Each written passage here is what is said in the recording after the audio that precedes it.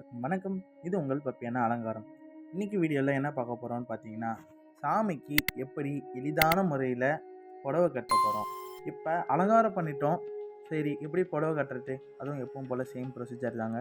So இந்த வீடியோவில் இப்போ நம்ம அதை தாங்க பார்க்க போகிறோம். ஃபர்ஸ்ட் இன்றைக்கி நம்ம பண்ண போகிற அலங்காரம் என்னென்னு பார்த்தீங்கன்னா, சரஸ்வதி அலங்காரம். ஸோ அந்த சரஸ்வதி அலங்காரத்துக்கு வெள்ளை புடவையை தான் நம்ம எடுத்திருக்கோம். கச்சிதமாக இருக்கும் சரஸ்வதிக்கு.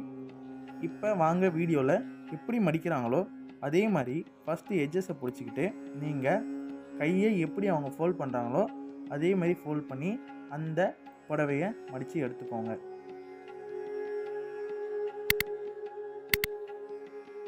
இப்போ வீடியோவில் கட்டுற மாதிரி எங்கெங்கெல்லாம் சாமிக்கு கேப் இருக்கோ அதில் கரெக்டாக இன்சர்ட் பண்ணிட்டு அழகாக மடித்து கட்டுங்க. நெக்ஸ்ட்டு பார்த்தீங்கன்னா அவ்வளோதான், நம்ம ஓவராலாக புடவை கரெக்டாக கட்டியாச்சு. இப்போ நீங்கள் வீடியோவில் பார்க்குறீங்க அதே மாதிரி தான் இப்போ புடவை கட்டணும்.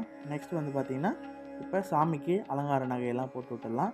இப்போ அலங்கார நகையெல்லாம் போட்டு விட்டோன்னே அவ்வளோதான், முடிஞ்சு ஒரு மேக்ஸிமம் ஒரு 90% வேலை முடிஞ்சு. சரஸ்வதிக்கு மெயின் வீணை தான் மெயின். இப்போ சாதாரண ஒரு தர்மக்கோல் எடுத்து இப்போ வீடியோவில் எப்படி காட்டுறோமோ அந்த ஷேப்புக்கு அழகாக வீணையை கட் பண்ணிவிட்டு உங்கள்கிட்ட இருக்க நல்ல ஒரு டார்க்கான கோல்டன் கலர், இது கொஞ்சம் ஸ்ட்ராங்காக கொஞ்சம் திக்காக யூஸ் பண்ணணும், வாட்டர் எதுவுமே மிக்ஸ் பண்ணாமல். ஸோ அப்போ தான் உங்களுக்கு கரெக்டான ஒரு திக்னஸில் அது வீணை மாதிரி அழகாக தெரியும்.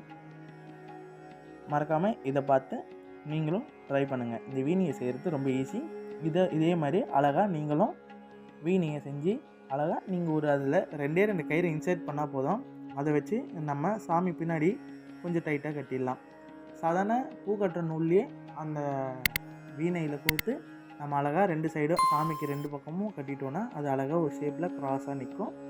அதை வச்சு ஈஸியாக சரஸ்வதி பிக்சருக்கு நம்மளுக்கு அழகான ஒரு லுக்கு கிடச்சிடும்.